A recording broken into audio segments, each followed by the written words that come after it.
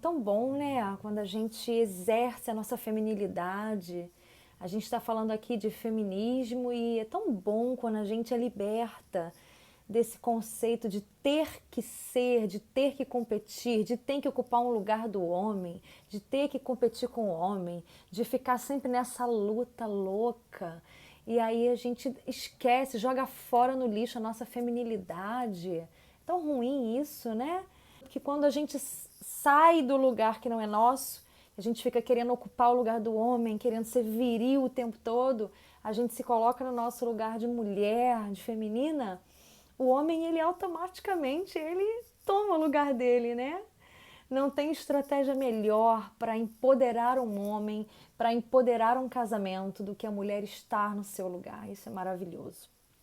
Esse assunto é um assunto muito polêmico, feminismo nas igrejas, e muitas pessoas têm muita resistência com esse tema, né? Muitas pessoas têm resistência. Então, é muito importante a gente saber identificar o feminismo nas igrejas. Isso está muito enraizado. A gente vai entender hoje como é que isso entrou, como é que isso está muito difundido na igreja, né? Você quer saber, né? Como é que o feminismo... Nós já tivemos 2 lives bem específicas falando de feminismo. E hoje eu vou contar um pouquinho da história, só para você. Eu até anotei aqui, fiz o meu resuminho aqui no meu caderninho bem feminino.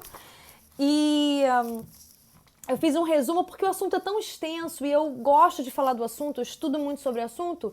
E às vezes eu vou entrando e vou explicando e eu não falo o que tem que falar de fato. Então eu fiz os tópicos aqui pra gente poder seguir de uma forma didática. Deixa eu falar pra vocês o seguinte.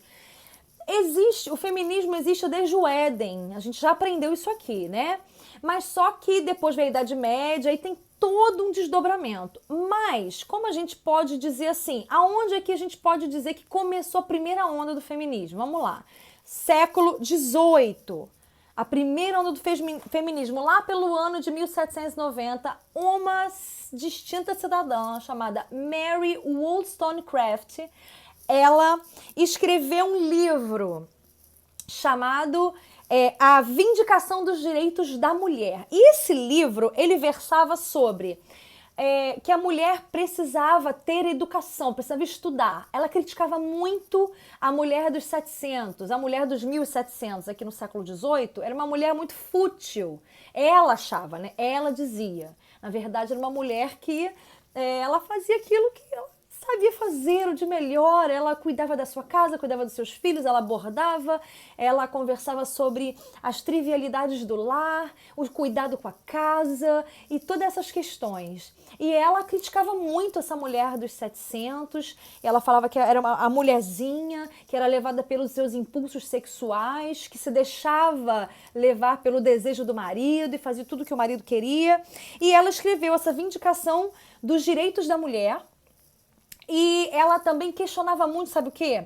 O duplo padrão moral. O que é o duplo padrão moral? Vou dar um exemplo para você, que você já escutou a vida inteira sobre isso.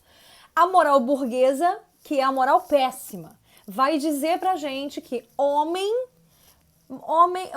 né, esse termo, vou falar, homem é galinha mesmo, homem fica com um monte de mulher, homem pode, mulher não, mulher tem que estar recatada dentro de casa. Se a mulher tiver muitos relacionamentos, ela é uma mulher prostituída, né? Isso é moral burguesa. A moral cristã já diz que homem e mulher têm que ser castos até o casamento, você tem que se guardar até o casamento. O apóstolo Paulo fala que aquele não consegue se segurar, é melhor casado que viver abrasado. É para homem e para mulher. Esse padrão é para o cristão, independente se é masculino ou feminino. Então, ela questionava muito essa coisa, que os homens podem, as mulheres não podem. Ela falava muito sobre o feminismo construído socialmente. Olha aí já as primeiras sementinhas em relação a feminilidade, a construção do que é ser mulher, o conceito do que é ser mulher, e já dando assim, fazendo a cama para a ideologia de gênero, né? Você pode ser o que você quiser, isso foi construído pela sociedade. E ela falava muito, sabe do quê? Que a mulher era oprimida por causa da superproteção do homem. Olha que loucura! Os homens super protegiam demais as mulheres, elas precisam ser independentes, e ela introduziu muito o conceito da mulher fraca. a mulher como fraca. Então, nessa época, outras mulheres também se levantaram. No século XIX, você vai ver que os séculos, eles são marcados por literaturas. As mulheres pensavam as coisas da sua cabeça, da sua própria experiência, e elas escreviam folhetins, escreviam livretos e distribuíam. Né? Ia passando de mão em mão, em reunião de chá, em reunião com as amigas, elas começavam a difundir suas ideias. Por isso que é importante, mulher, você escrever, gravar um vídeo, gravar um áudio, botar na internet, botar um versículo, produza conteúdo, porque o conteúdo forma mentalidades. O teu conteúdo pode influenciar para o bem. Esses conteúdos aqui dessas mulheres influenciavam para o mal, mas o teu conteúdo pode influenciar para o bem. Então, não se omita. Bota para fora esse talento de escritora que você tem.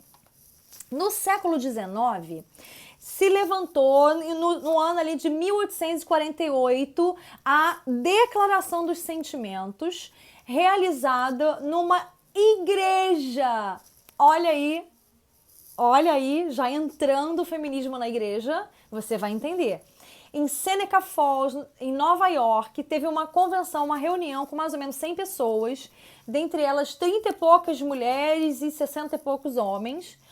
E aí, essas mulheres e homens juntos, dando mais ou menos um total de 100 pessoas, começaram a debater e a questionar e a falar sobre os direitos da mulher, os direitos de trabalhar fora, direito de ganhar igual, todas essas querelas feministas que a gente vê aí hoje, que a gente já desmontou muita coisa nas outras lives, vocês sabem, o direito ao voto. E essas mulheres, a Elizabeth Cady Stanton e a outra amiga dela, que eu sempre esqueço o nome dela, elas lutavam por causas abolicionistas, então elas já vinham de movimentos sociais, por assim dizer, e elas se engajaram muito nessa questão do direito ao voto, reivindicaram o direito da mulher de fazer teologia, de fazer medicina, de fazer direito, todas essas coisas. Então, a luta pelo sufrágio feminino, direito a voto feminino, começou dentro de uma igreja. Olha só. Ah, mas é errado a mulher lutar pelo direito da mulher? Não. A questão é que isso é uma mentira. É uma narrativa criada para fortalecer esse discurso de vitimismo feminista. Por quê? Naquela época, nos anos de 1848, que é esse ano aqui, no século XIX, tinham muitos homens que não votavam. Muitos homens que não tinham posses, homens que eram escravos, ninguém votava. E nessa época já tinha mulheres donas de posses, donas de terrenos, que tinham dinheiro, eram herdeiras que votavam. Olha só que hipocrisia. Então os homens tiveram que ir para a guerra, e aí o rei deu o direito deles. Vocês querem participar do governo? Então vocês vão lá, vão para a guerra, vão morrer, e aí depois vocês podem participar do governo. Aí vocês podem votar. E aí muitos homens morreram para poder ter direito ao voto, enquanto para as mulheres foi concedido a elas de mão beijada sem elas fazerem nada. Então a verdade verdadeira da história. Se você quer saber a verdade verdadeira, eu vou indicar um livro para você que é maravilhoso. Esse aqui da Ana Campanholo, Feminismo, Perversão e Subversão. Tem tudo aqui, eu já li, é muito, muito, muito maravilhoso. Compre esse livro. Tá na promoção. Eu comprei quando lançou, foi caríssimo. Agora já tá R$ 39,90. Então, quando eu for falar das faces do feminismo na igreja, eu vou te indicar esse livro aqui, que é o Confrontando o Feminismo Evangélico, do Wayne Grudem. Maravilhoso. Então, no século XIX, elas começaram a lutar por isso, né? E começou a difundir essas querelas, essas queixas, né? Nas missões evangelísticas, nas reuniões na casa das irmãs. Sabe reunião de oração na casa das irmãs? A reunião da SAF, né? Da presbiteriana, a reunião da mulher única, a reunião da intercessão, o chá das mulheres. Elas começaram a juntar as mulheres nas casas e a difundir esses discursos. É muito desigual, nós precisamos lutar, e sempre trazendo esse discurso de luta, de desigualdade. Então, lá no século XX, nós já estudamos na live passada, no século XX vem a Simone de Beauvoir com o segundo sexo e vem a Beth Friedan com um problema sem nome. Aí começa a falar do patriarcado. É a luta contra esse patriarcado. O que é esse patriarcado? Muita gente está em dúvida. O patriarcado, as feministas, esse movimento ideológico, ele traz a ideia de que o governo do homem é um governo mau, é opressor. E que a Bíblia é machista, que a Bíblia que Deus é machista, que Deus só escolheu homens para representar ele, reis, profetas, apóstolos. Então eles salvam algumas exceções, na verdade, que são mulheres. Débora, Esther era uma rainha, tem Júnia, que era uma apóstola no Novo Testamento, mas a gente vê de todo aí, eram realmente os homens levantados. E elas começam a dizer isso, que era muito injusto. E esse movimento sufragista, ele começou a fomentar um discurso dentro da igreja, uma igreja metodista wesleyana, lá em Seneca Falls. Ou seja, elas encontraram apoio na abertura de um homem. Então, se as feministas hoje dizem, vocês devem tudo ao movimento feminista, o que é uma mentira, elas estão também falando uma outra grande mentira, porque devem então ao homem, porque sem o apoio do homem, jamais esse movimento teria encontrado voz. E nós vamos entender que sempre por trás de um movimento de massa existe um interesse político. Existiam homens poderosos por trás dessas implementações, dessas fomentações, dessas queixas, pretendendo usar a mulher, um grupo específico, como uma massa de manobra para os seus interesses. Se eles querem fazer com que o aborto seja aceito, eu tenho que acabar com o quê? Com o conceito de maternidade, com o papel da mãe, com o conceito de família tradicional. Se eu quero destruir a propriedade privada, né? A infraestrutura, eu tenho que atingir a supraestrutura, que é família, conceito de família. Porque se acabar com a família, começar a ter uma família disfuncional, uma família lésbica, uma família homossexual, mulher com mulher, homem com homem, adotando crianças, você não procria, você não deixa herança, você não tem propriedade. Vocês estão entendendo? São poucos. Você vai dizer, hoje isso já mudou. São poucos. Por isso então que nós temos que legalizar o casamento gay. Eu não posso pagar uma injustiça com outra, pagar um erro com outro erro. Vocês estão entendendo? Eu sei que vão me achincalhar por estar falando isso, mas o meu compromisso é com a verdade, com a palavra de Deus. E eu preciso dizer o que a palavra de Deus diz. Então, olha onde a questão começa. Vocês lembram que eu falei da Beth Friedan e da Simone de Beauvoir na década de 50, 60 e 70, ok? Em 1952, uma mulher chamada Catherine Bliss, ela escreve um livro chamado O Trabalho e o Status da Mulher na Igreja. Esse livro, ele vai versar sobre as atividades da mulher, os ministérios que a mulher assume dentro de igrejas, trabalhos, lugares ocupados, mas que as mulheres têm uma participação muito limitada. Elas não participavam das lideranças específicas, dos conselhos, dos presbitérios, elas não participavam do ensino, não participavam da pregação da palavra, elas não participavam da administração de dentro da igreja, né, no setor financeiro, no setor administrativo. Elas não participavam dos evangelismos para fora, né, da igreja, assim, evangelismo de rua ou qualquer estratégia que tivesse naquele tempo, eram os homens que iam. Então, esse livro, ele é um marco inicial do movimento feminista dentro da cristandade. Essa mulher, ela vai começar a dizer que nós precisamos reavaliar o papel da mulher dentro da igreja.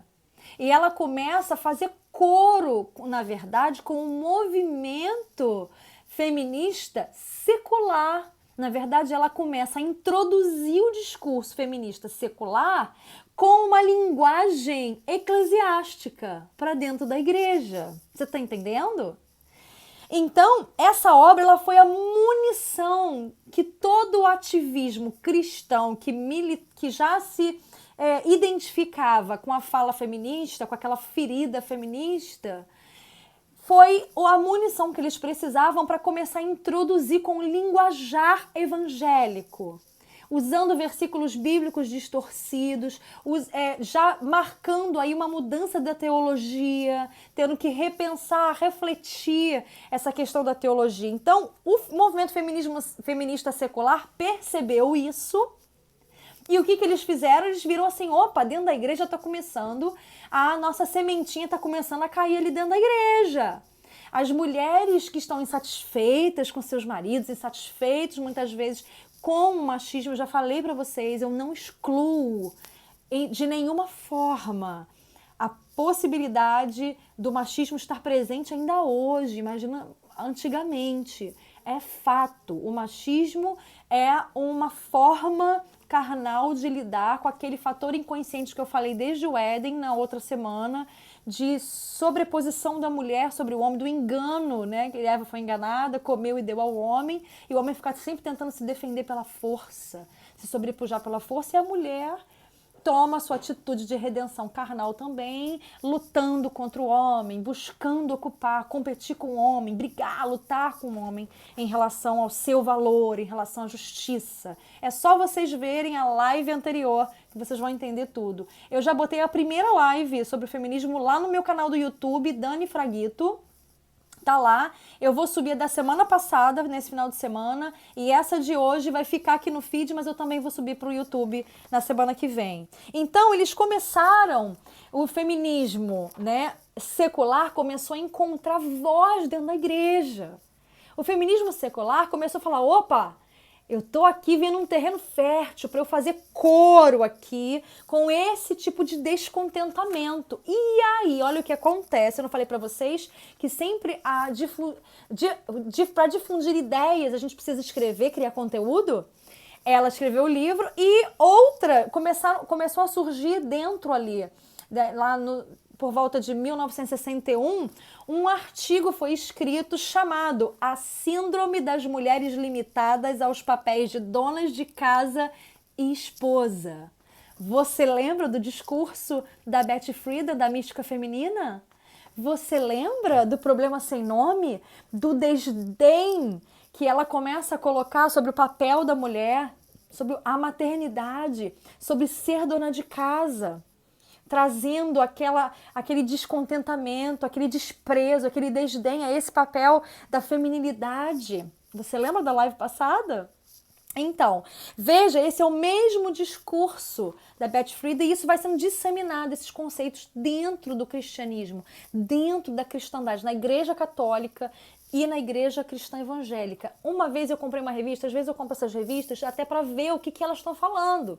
Eu comprei uma revista Marie Claire, que na capa tinha uma freira feminista. E todo o discurso dela é um discurso muito bonito, uma narrativa muito bonita, muito convincente, mas que o fundo dela é comunismo, que a mulher era ligada ao Partido Comunista, era ligada ao Paulo Freire, era ligada a essa galera enlouquecida mesmo, que quer tocar o barulho mesmo no nosso Brasil e desconstruir a nossa nacionalidade, nosso patriotismo, a nossa honra. E quer tirar e desconstruir o feminino, desconstruir a honra das mulheres, desconstruir família. E tudo aquilo que o Senhor planejou e projetou para nós. Então, o que começou a acontecer dentro da igreja cristã? Eles começaram, principalmente as mulheres, começaram a tirar a Bíblia, a palavra de Deus, como regra prioritária e única e basal de fé e prática e começaram a introduzir a literatura feminista secular, de filósofos, de Jacques Rousseau, de Jean-Paul Sartre, da própria Simone de Beauvoir, da Betty Friedan, da Kate Millett com a política sexual. A gente vai ver aqui que eles começam a repensar, né, a questão da feminilidade com os papéis sexuais dentro da igreja. Quem introduziu essa questão da aceitação do casamento homossexual foi o feminismo dentro da igreja. Então, é a mesma estratégia do desdém que foi usado lá na década de 60 e 70 pela Betty Friedan, foi também usado aqui pela Catherine Bliss, pelas mulheres aqui desse século XX, né? Dentre os ativistas estavam homens com interesses políticos, vocês sabem disso. Em 1961, olha, pasmem, em 1961 teve um concílio mundial de igrejas que distribuiu um panfleto assim: quanto à ordenação das mulheres, vamos reavaliar, reexaminar as tradições e as leis canônicas. Ou seja, eles queriam já mudar a configuração do cânon cristão. Então, eles já estão querendo entrar na teologia, eles estão querendo entrar no que é informação, no que forma a mentalidade do povo de Deus, na literatura do povo de Deus, que é a Bíblia Sagrada, na literatura principal que conduz a nossa vida, que é o aio da nossa vida. Então, eles começaram a ter o discurso contrário ao patriarcado, que é essa noção de que só o homem governa, é uma opressão masculina. Mas o que a gente esquece é que o conceito de patriarcado as pessoas não entendem. Mas veja, o que é o patriarcado? Vamos separar essas duas palavras e colocar no original grego, né? O grego é o latim, acho que é o latim. Pater, que é pai, e art, que é governo. Governo do pai, patriarcado, governo do pai. Não foi isso que foi instituído no Éden? Então, esse movimento feminista, ele luta contra tudo aquilo que é modelo e padrão divino, tudo aquilo que é modelo e padrão celestial. Por isso que não dá para ser cristã e ser feminista. São excludentes. Cristianismo, fé cristã e feminismo são auto-excludentes. Por quê? O feminismo milita contra a moral cristã. O feminismo não é um movimento que luta por direitos iguais. O feminismo é um movimento filosófico, cultural, ideológico e político que movimenta uma massa enorme e com muito poder, que são as mulheres. E principalmente com poder dentro de casa, com poder sobre as crianças, sobre a educação das crianças, para formar pequenos feministinhos, tanto meninas quanto meninos, que agora tem os feministas. Vocês estão sabendo disso? Loucura. É para deixar doente. Então eles começaram a ter o discurso contra o patriarcado e começaram a dizer que a mulher na igreja precisa de libertação, que ela está oprimida. Ela está oprimida porque ela não prega, ela está oprimida porque ela não participa das decisões do concílio. Isso é opressão aonde? Ela não está ocupando um lugar que pode ser dela, pode não ser, pode ser negociado, você pode dar um conselho. Não precisa brigar para isso, não precisa fazer movimento de libertação para isso. A mulher dentro da igreja, ela começou então a formar pequenos grupos feministas, mulheres que devem fazer tudo que os homens fazem. As mulheres têm que fazer tudo que os homens fazem. E então a mulher começou a sair do seu lugar e querer ocupar um lugar que é do homem. É a treta, né? A estratégia dos sem terra. Você fica ocupando lugares vazios. Em contrapartida, o homem, quando ele não se posiciona, e o pastor Anderson Silva fala uma coisa que eu acho muito coerente, é que o pastorado feminino não é bíblico, né? Uma mulher sozinha pastorear uma igreja. Concordo plenamente.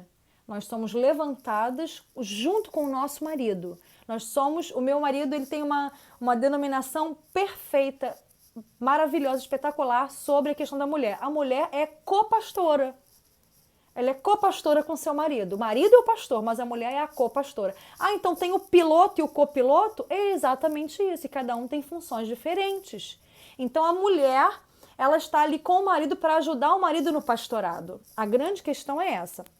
Então, o pastor da Silva até fala uma coisa interessante. O pastorado feminino, né, uma mulher dirigente de uma igreja, uma mulher, sem o seu marido, sem um homem, sem ninguém, isso não é bíblico. Mas agora, é justificável hoje em dia, porque onde estão os homens de Deus? Onde estão os presbíteros para guiar o povo de Deus? Né? Então, é para você pensar. Então, esses grupos feministas criados dentro da igreja começou a fazer o quê? Começou a ter um discurso sem análise bíblica, sem embasamento e fundamento teológico nenhum. Começou a ter uma narrativa opressora, uma narrativa de vitimismo sexista. Então as feministas cristãs começaram a dizer que os pais da igreja, Orígenes, Tomás de Aquino, Calvino, Lutero, Ambrósio, eles eram homens opressores, que eles, influenciados pelo patriarcado, eles oprimiam as mulheres e subjugavam as mulheres, considerando as mulheres como menos inteligentes. As mulheres começaram a ter esse discurso vitimista. E aí as feministas cristãs, elas começaram a afirmar o seguinte, e nesse livro aqui fala muito sobre isso, eu aconselho vocês a comprarem. Por favor, leiam esse livro, é um livro gostoso de ler, muito simples, com as referências bíblicas muito claras. Fala que o sacerdócio é universal e há o igualitarismo. Homem e mulheres são iguais. Ok, homens e mulheres são iguais mesmo. Quem disse isso não foi o feminismo, foi a Bíblia. Homens e mulheres são iguais em valor, iguais em dignidade, porém, diferente em papéis. Diferente em papéis. Em valor são iguais, é como se homem e mulher fossem as duas faces da mesma moeda. Só que um é cara, o outro é coroa. Eu não quero ser a coroa, eu prefiro ser a cara, tá bom? Coroa remete, tá ficando velha, essas coisas, né? O nome do livro, Confrontando o Feminismo Evangélico, tá? Confrontando o Feminismo Evangélico. Depois eu vou deixar nos stories para vocês a indicação de alguns livros que eu tenho aqui, tá bom? Então, elas começaram a falar sobre começar uma guerra dos sexos, a igualdade dos sexos, e lá. E a tese das feministas cristãs eram as mesmas das feministas seculares. Elas começaram a introduzir de verdade, né, a assumir, a absorver esse discurso. Então, o primeiro passo do movimento feminista dentro da igreja foi a ordenação das mulheres, acima dos homens. Então, isso aí era necessário elas criarem uma distorção na teologia. Certo? Como é que isso pode acontecer se no Éden o Senhor falou que o desejo do seu marido será sobre você, ele vai te governar? É um governo para proteção, não é um governo para imposição. É isso que as mulheres não entendem. Com isso segue uma reação em cadeia. Veja a reação em cadeia que se segue. A rejeição do conceito de feminilidade, porque ser feminina não é bom, o bom é competir com os homens, é tentar ocupar o lugar dos homens, então você tem que começar a agir com aquela agressividade dos homens, com a virilidade dos homens, e a debater como os homens, e você perde. Você vai desconstruindo essa feminilidade e desconstruindo também o papel da submissão. O que acontece? Há também uma desconstrução dos papéis. A mulher passa a sair do seu papel e querer ocupar o papel do homem. A mulher, ela passa a ser o seu próprio padrão e não Cristo ser o padrão dela. Ela passa a ser o seu alto padrão. Ela passa a se guiar pelas convicções dela, pelo que ela acha. A Bíblia se torna machista. Deus é machista, Deus só escolheu o homem. Deus não olha para as mulheres, ora. É só você olhar para Jesus. Salmo 68 fala, as minhas mensageiras, as mensageiras da Boas Novas. Deus conta com as mulheres para pregar o seu evangelho. Deus conta com as mulheres para aconselhar mulheres. Deus conta com as mulheres para dar ensino. Sim, o que eu estou fazendo aqui? Tem homens, tem mulheres, não tem problema. Nós somos coparticipantes da graça divina. O apóstolo Paulo disse, apóstolo Pedro disse tudo isso. Estou até confundindo aqui os nomes, falando rápido. Meu cérebro pensa mais rápido do que a minha boca pode acompanhar. Então, há uma inclusão e aceitação do padrão lésbico, com o livro da Kate Millett, A Política Sexual, isso aí começando a introduzir isso na igreja. A aceitação do casamento gay, tudo isso é introduzido por causa desse discurso de nova formatação teológica, de distorção da escritura. Aí começa a se formar uma teologia feminista, né? Que tem como sua base o humanismo, o hedonismo e o progressismo. Quem saca um pouquinho de política vai entender tudo isso que eu estou falando, só que zero Bíblia. Só pegam a Bíblia para fazer uma distorção. E hoje elas escreveram aí há um tempo a Bíblia feminista. igual a Bíblia do pessoal dos Mormons, dos Adventistas, acho que não, acho que é a mesma, né? Da Testemunho de Jeová. Testemunho de Jeová, que mudou tudo, muda a vírgula, muda um monte de coisa para encaixar na ideologia deles.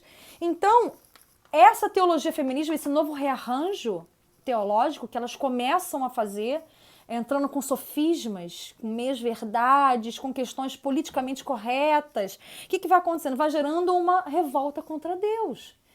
O ativismo feminista, ele é anti-Deus, ele é anti-religião, ele é ateu. Então não dá, minha amiga, não dá para você ser cristã e ser feminista. Sinto te informar. Com isso, houve uma reinterpretação do cristianismo e o cristianismo feminino em competição com o homem. A mulher é melhor que o homem, a mulher governa melhor que o homem, a mulher tem mais sensibilidade para lidar com as ovelhas, a mulher é mais empática, a mulher gera. Então a igreja, ela é esse símbolo, né, do nascedouro de novas vidas, e a mulher começa a se tornar um ícone, tentando trazer aquelas religiões do passado, aquelas religiões da Mesopotâmia, trazendo as divindades matriarcais, a adoração a deusas, a Afrodite, a Astarote. Hoje a gente vê aí a adoração a Gaia. Gaia é a mãe natureza, não cai nesse negócio de sustentabilidade. É claro, a gente tem que ser responsável com o nosso planeta, com a terra que Deus nos deu, por honra ao que Deus nos deu.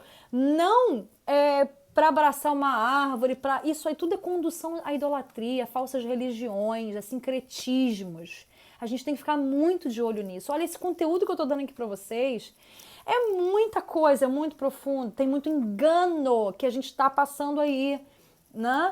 E a palavra do Senhor diz que os céus que agora existem e a terra têm sido entesourados para o fogo, vai tudo para o fogo, vai vir um novo céu e a nova terra. E nós vamos reinar com Jesus, o Senhor vai reconfigurar tudo.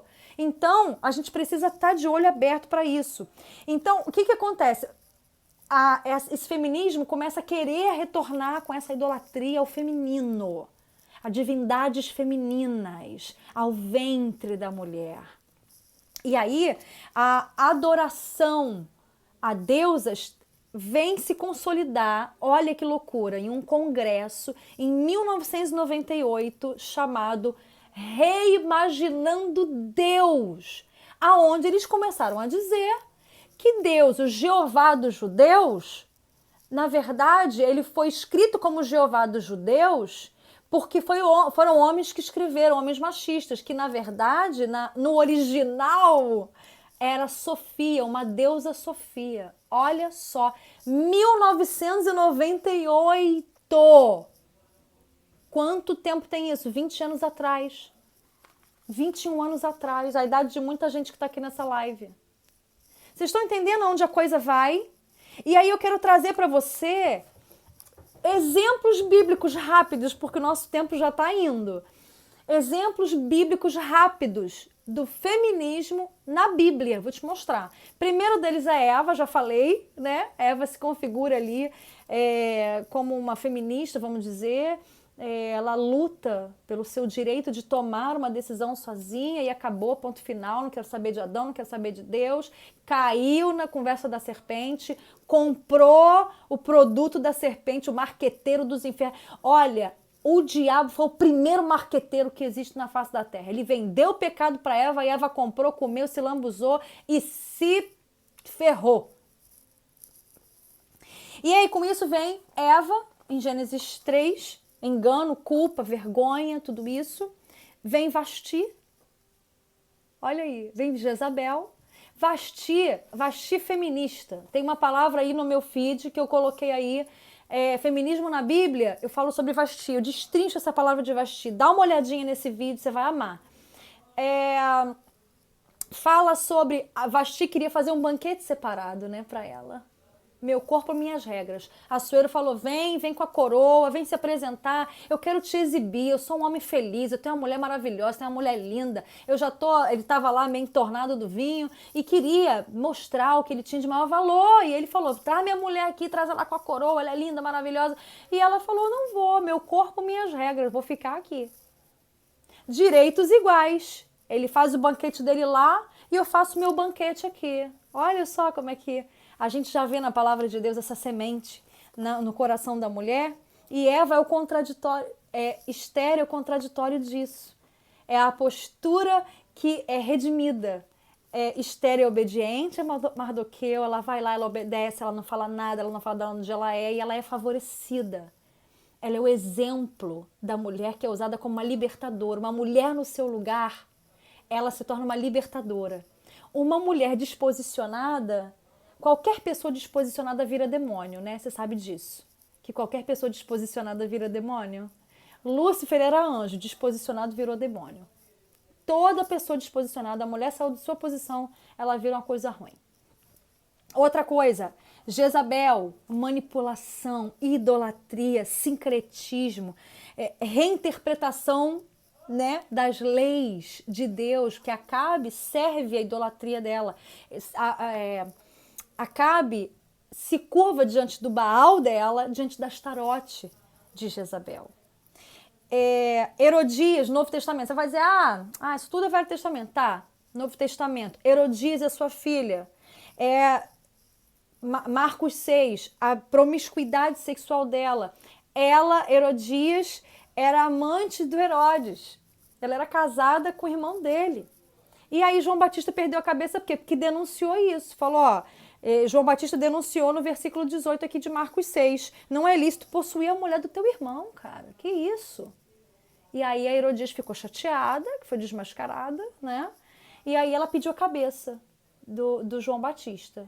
Só que ela usou a filha dela com a sensualidade, com o corpo, para manipular direitos políticos. Porque o rei falou assim, olha, se você quiser até metade do meu reino eu te dou, pode pedir que eu te dou. Ele permitiu a influência da manipulação do feminino dentro da política do seu reino. Olha o feminismo aí. Hoje na igreja, o que a gente tem? Se tem uma denúncia, se eu levanto aqui essa bola do feminismo, não julga. Pastora, não julga. Uma vez eu botei uma coisa no Facebook, por isso que eu não gosto muito do Facebook. Facebook é a fofoca de todo mundo. Eu não gosto muito do Facebook, eu prefiro Instagram. Mas o Facebook é uma boa ferramenta de propagação, né? De propagação de informação, boa, né? E aí eu botei uma coisa, aí me botaram, pastor, o que é isso? 70 vezes 7, vamos perdoar. E eu estava expondo, né, um cantor gospel que estava realmente numa vida ruim e muitas pessoas seguem. A gente tem que expor a verdade, com cuidado, com cautela, mas quem foi julgada fui eu, com o politicamente correto. Vocês estão entendendo? Não julguei, isso tem que ter amor, e esses discursinhos do vitimismo, do mimimi feminista. Então, o que eu queria deixar para vocês aqui de muito de um resumo, né, do feminismo na igreja, como ele se apresenta. Olha, as pautas feministas, elas atacam todos os pilares da moral cristã. Ela é contra o casamento, ela é contra a família, ela é contra a maternidade, o papel da mulher como mãe, o papel da mulher como dona de casa. O feminismo desvaloriza o tempo todo esse papel da mulher como dona de casa, a mulher que serve, a mulher que cuida. Porque a mulher que é rainha do seu lar, o feminismo colocou essa frase na boca da mulher: eu não sou dona de casa, eu sou dona da casa. Ou seja, ele quer colocar a mulher sobre o homem, contrariando a escritura. Então, essa é a nossa última live sobre o feminismo, falando assim, né, mais especificamente. É claro que eu vou sempre falar disso, porque o feminismo está introjetado dentro de nós, dentro da nossa mente, dentro das igrejas. E nós precisamos ter muita cautela, muito cuidado com o que nós ensinamos. Você já viu aquelas igrejas onde a mulher manda mais do que o conselho? Aquela diaconisa, aquela irmã da oração, a profeta não sei da quê. Ela manda mais do que o pastor da igreja. A opinião dela é mais relevante, ela tem mais peso do que o pastor da igreja. Pois é. Isso é uma herança feminista. Cuidado com isso. Mulheres, tomem o lugar de vocês. Eu sou copastora, né? Na minha denominação há uma um reconhecimento do ministério feminino e eu amo cuidar das ovelhas, amo ensinar as ovelhas. Eu estou aqui para isso, para servir ao Senhor, servindo meu marido e servindo as pessoas. E para mim, ser co-pastor é isso, né? E é muito bom. Só que há uma manipulação muito grande, muitas vezes, de mulheres que têm título de pastoras, de diaconisas, mulheres que ridicularizam seus maridos, mulheres que tomam a frente dos seus maridos na igreja. Tudo isso é herança, ensino, é tudo herança do feminismo. Então a gente tem que ter muito cuidado. Agora, como é que você combate isso? É chegando pro prédio torto e dizendo, prédio, você tá torto? Não, é construindo um prédio reto. Porque o prédio reto incomoda. Você já viu? Eu tenho um pouquinho de toque, não sei vocês. Eu vejo uma coisa torta, eu sei o que é reto, eu sei o padrão do reto, eu gosto do padrão do reto. Então o torto me incomoda. Então quando você constrói o reto, você sabe o padrão do reto, você cumpre o padrão do reto, o torto ele vai ficar incomodado com você. Se submeta às suas autoridades. Você vê alguém falando mal do seu pastor, alguém falando, não exponha jamais seu marido. Jamais exalte o seu marido, ame o seu marido. Seu marido é o melhor do mundo. Ele é o melhor líder do mundo. Uma vez eu escutei uma história, não é fofoca não, amados, né? E uma história que eu fiquei sabendo, que uma pastora chegou para outra pastora e falou assim, tu sabe como é que teu marido é, né? Por causa de uma coisa que tinha acontecido lá, eu não sei bem os detalhes, nem quero saber, né? Treta deles. E aí essa pastora, muito sabiamente, falou assim, sei sim como meu marido é. Que a outra pastora estava querendo dizer que o marido dela era briguento, que era ruim, né? E aí essa pastora falou muito sabiamente assim, sei sim, minha pastora, eu sei como meu marido é. Meu marido é uma bênção. Meu marido é um homem de Deus. E olha, aprendi tanto naquele dia, eu bebi tanto daquilo.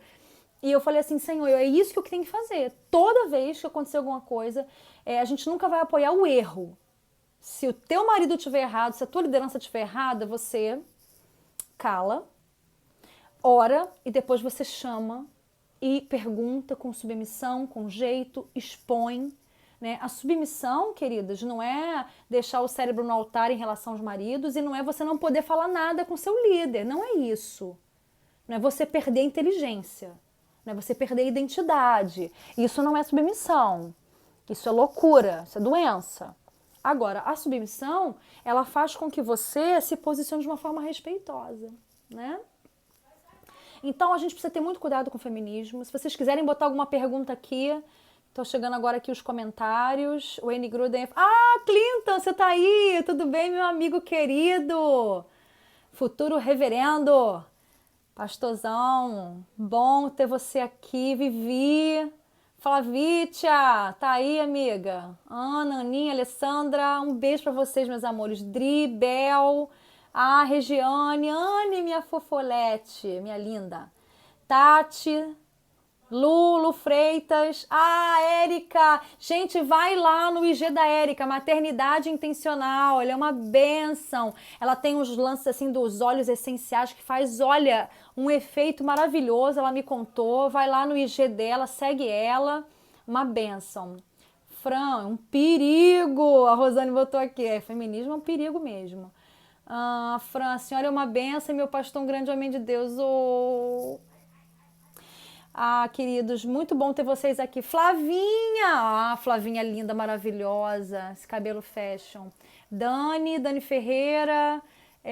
Duane Carvalho. Gente, muito obrigada por vocês estarem aqui. Se vocês tiverem dúvidas, pode mandar no meu direct. Não esqueça da jornada na semana que vem para os casais. E eu tenho uma surpresa para vocês maravilhosa. Deixa eu contar.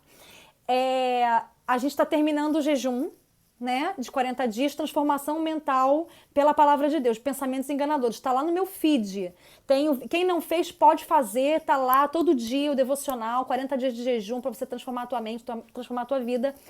Semana que vem nós vamos começar as lives de casais e eu vou começar um propósito com as mulheres maravilhoso sobre identidade da mulher, saúde emocional, saúde física, saúde espiritual, vai ser intitulado assim, Mulheres como eu.